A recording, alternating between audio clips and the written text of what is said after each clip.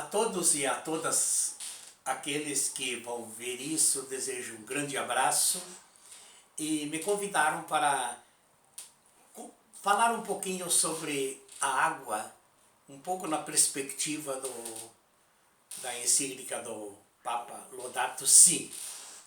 Desde que eu era criança, eu gostava muito do Cântico de São Francisco.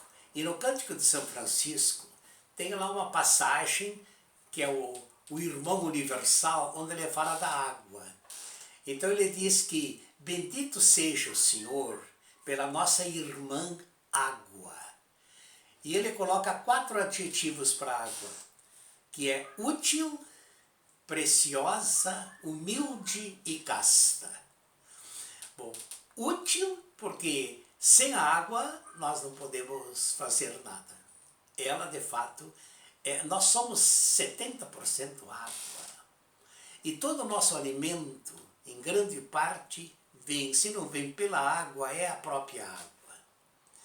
Depois, preciosa, porque não tem, de fato, dinheiro que pague. Eu quero comentar isso daqui a pouco, essa questão de pagar a água. Mas então, útil, humilde, preciosa e casta. Humilde, ela sempre corre deitada no chão. Ela não fica assim, se apresentando. Mas mesmo as cachoeiras, ela sempre vem e nos ajuda. E casta. Que interessante essa palavra. O São Francisco falando que a água é casta. O que o São Francisco quer é exatamente que a gente não suje a água, que a gente não polua a água, que a gente não estrague a água. Como a gente acontece, por exemplo, que as pessoas que perdem essa pureza fundamental da castidade. Mas eu queria fazer uns comentários a mais sobre essa questão da água. E uma das coisas que creio importante é que a gente não presta atenção à água. Eu acho que a água deveria ser um objeto de meditação. Então, quando eu estava refletindo sobre isso, é que aqui no Brasil, principalmente, a gente tem muita água. Então, a gente não se dá conta do cuidado, a palavra é essa, cuidado.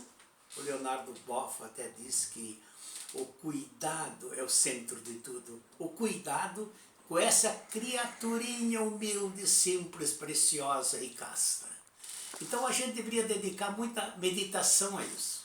E mesmo nas nossas liturgias, nós usamos a água em muitas situações. Por exemplo, o batismo. O batismo, nós somos lavados e purificados pela água. As bênçãos também são feitas com a água. Que interessante isso. Você já pensou nessa beleza? A gente é abençoado através da água. Aquela água carrega o Senhor, carrega o bem. E mesmo na liturgia sagrada, a gente coloca um pouco de nós nessa liturgia. Quando no vinho, a gente coloca um pouco de água. Então essa meditação sobre a água é de fato é muito importante. Se a gente não se conscientizar sobre isso, a gente acaba então estragando essa criaturinha.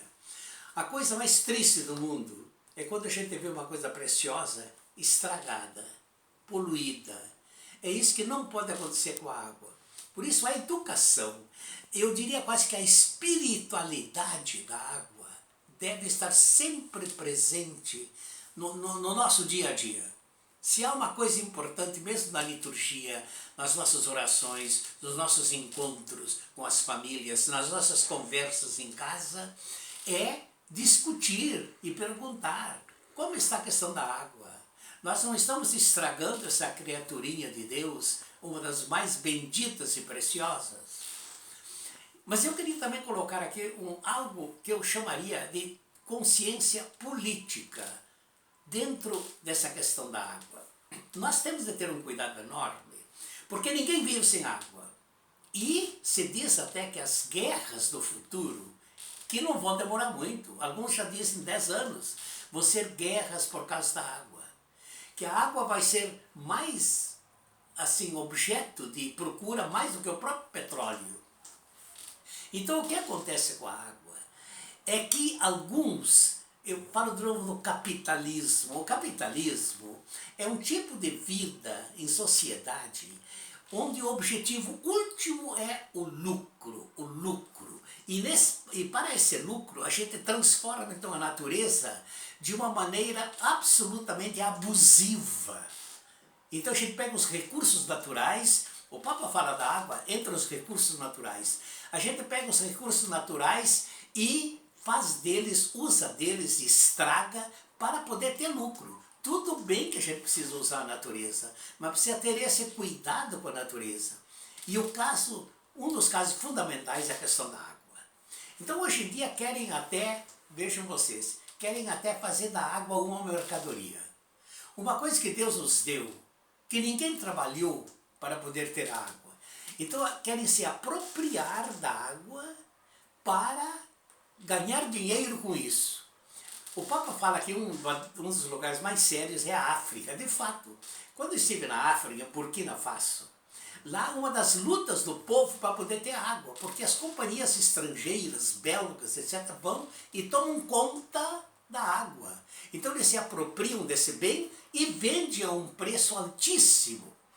Aqui também a mesma coisa. Há alguns governos que querem simplesmente, o que se chama é privatizar a água. Como que se pode privatizar? Então daqui a pouco vão privatizar o ar também. Então o ar vai ter dono, então só aqueles que pagam vão poder respirar. E o que está acontecendo agora é isso. Só aqueles que pagam podem ter água. O que acontece no fundo é que quem tem dinheiro ainda vai comprar água, vive da água, mas e o pobre? O pobre é o grande, vamos dizer assim, sinal de Deus. Se alguém quer bem e está do lado dos pobres, ele não pode permitir que esse bem que é comum, que é de todos, que ninguém fez, ninguém faz a água, que é natureza, possa ser privatizado. Então essas meditações sobre a água são extremamente importantes, mas especificamente para nós, assim, que pertencemos a famílias, a movimentos sociais e que nos interessamos pelo Evangelho, se quiserem, nós temos de ter a água em grande consideração e a todo momento prestar atenção a questionar, não se deixar enganar pela água. Por aqueles que abusam, que querem privatizar a água, que vêm com 1000 argumentos. Eu termino então um pouco repetindo como o nosso querido São Francisco, de quem o nosso Papa pegou o nome e a inspiração, principalmente nesse trabalho. Então a água, bendito seja o Senhor, Deus do Universo, pela nossa criatura, a água. Útil, quem duvida que ela é útil? Humilde, preciosa. Preciosa porque não tem dinheiro que pague. E casta.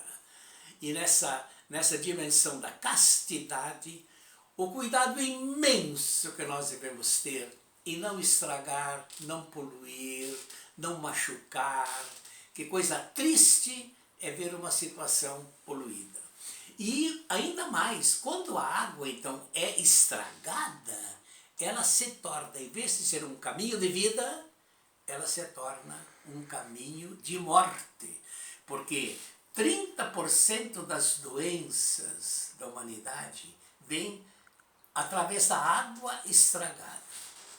Então, essas meditações nos fazem um bem muito grande. E viva a nossa querida irmã água.